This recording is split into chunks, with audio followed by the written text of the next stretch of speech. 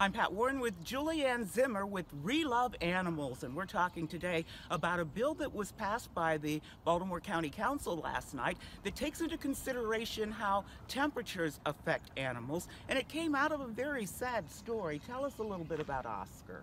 Well, Oscar was a dog that lived in the Arbutus area.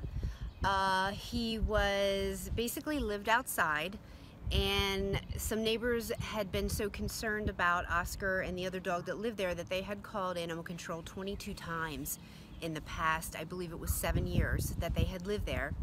On December 30th, a concerned neighbor who had also uploaded a photo to the internet and Facebook specifically had called animal control to say, I think there's a dog freezing to death in this yard, and if you see the picture of Oscar, it certainly does look like he is either dead or freezing to death.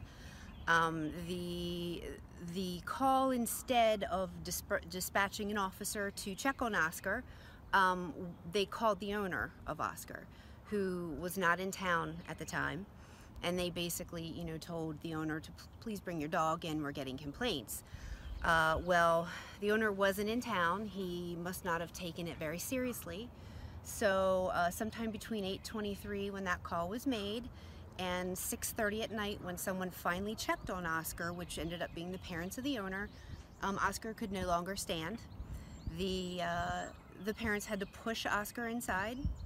And he died of hypothermia. He did die of hypothermia. So you put your legislative talents to work, and what is the result?